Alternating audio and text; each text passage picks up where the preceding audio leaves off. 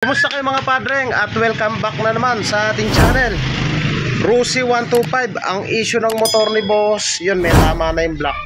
So magpapalit tayo dyan. Tapos yung cam gear nya, ayan o, kinain na rin dito. Tapos dito sa timing gear. So ang ituturo ko sa inyo kung paano natin patinuin yung under ng motor na yan. So napakaingay. So aayusin natin yan step by step.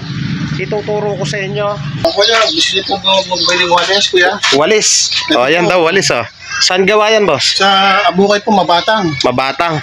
Tingnan niyo, Antas. Ito po, tingnan niyo po. Meron po, ayun, mayroong tag 100, meron pong tag 130. 130 to. Opo. Tapos ito, 100. Opo, yan. Kayo yung gumagawa niyan, boss. Ayan si boss, o. Ako, nakikitinta lang po ako ng walis, eh. Ako po akong puhunod pambili niyan.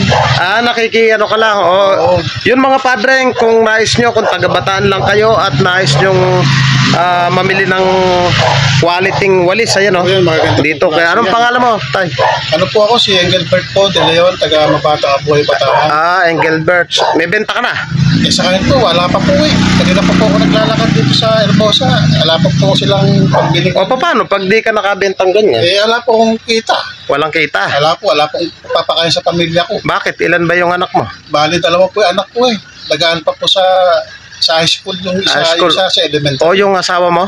Iwalay po ako sa asawa po eh. E de, ibig sabihin, single parents ka. Opo, ganun na nga po. O, paano yun? Yung in case na hindi ka makabenta, gaya niyan, walis. Eh, nga po silang, wala po kami sasahay. Walang sasayang. Tapos, naglalakad ka lang. Oo, ito nga, mainit tayong araw. O, paano kung di ka nakabenta, yung pamasahe mo?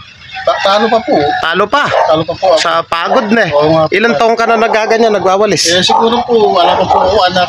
Nagtitinda na po ako mga 10 years. 10 years, mga padreng, 10 years nang nagtitinda si tatay. Nakikipagsapalaran sa buhay, lumalaban ng patas sa pagtitinda ng walis. Pero sa pagkakataong ito, wala pa daw nabebenta. Kapo, nagtinda ka?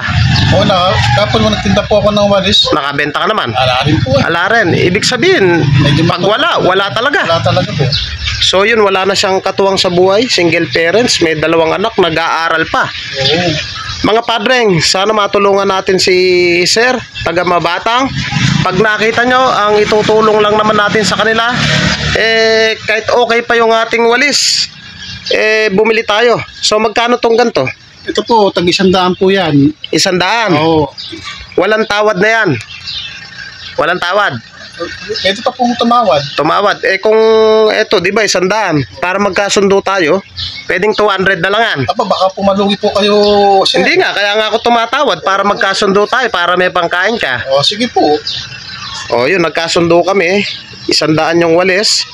At tinawaran ko ng 200 at nagkasundo naman kami. Buti di ka bumili ng motor. Ala Sir, po, kaya po pambili motor eh. Isa na po kung kinikita. hindi mo ba pinangarap na magkamotor para hindi ka naglalakad? Eh, yun po, magagpaman, yun po talagang pinapangarap ko eh. Sa hirap po ng buhay. Ala po kung kaya bumiling. Ganun ba? Kung meron lang tayong malaki-laking puhunan, kasi yan, nagagawa ko ng mga motor, oh. Gumagawa pala kayo. Kung makabili wala pa kasing budget na malaki-laki. Kung medyo makaluwag, kahit motor, pwede kitang bigyan, mapasaya lang kita, O ngayon, kung ito, 100, tatawaran ko ng 200, okay ka dan? Mas maganda pong tulong nyo ginawa niyo po, sir. Oo, yan, o. O, tatawaran natin si Sir. Di akin na to, 100. O, sige po. Mga padreng, in case na taga-Bataan po kayo at nakita nyo si Sir, ayan o, si Sir Engelbert De Leon.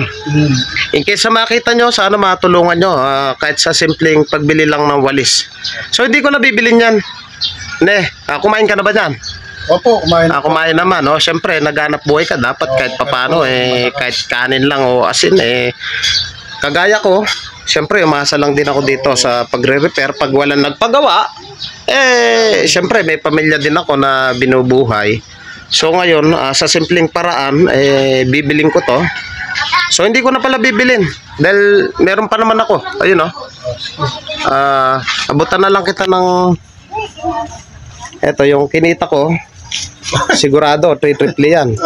Okay na yun. Hindi mo ba kayo lugi, sir? Hindi, okay na yun. Huwag mo nang yan. Wag na, ako nang bahala dyan. So yung mga padreng, ayan o, shout out kay tatay. Mga padreng, in case na makita nyo si tatay na nagbebenta ng walis, yan lang yung kanyang hanap buhay. Mulat sa pool, pinangarap niya na magkaroon ng motor. Sana po pala rin ako.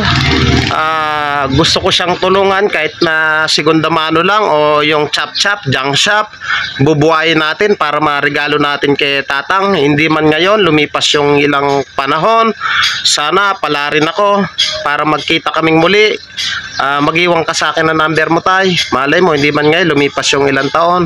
Mabigyan kita ng motor para hindi ka na naglalakad. So, number 1 kasing priority ko dyan, yung pagtulong sa kapwa. Kung ano man yung meron tayong kahit paano sobra, makatulong, napakasarap sa pakiramdam. Kaya ng mga padreng, kung kayo makita nyo si tatay na naglalakad, pakibili nyo na po yung kanyang walis. So, napakalaking tulong po sa kanyang pamilya. So, tay, di ko na kukunin yan. Sa'yo na yan para may pangkain ka. So, ingat ka na lang, tay. Ingat ka. Maraming po salamat. Ayan, shoutout kay Tatay Gilbert. Sana maubos yung walis mo, tay.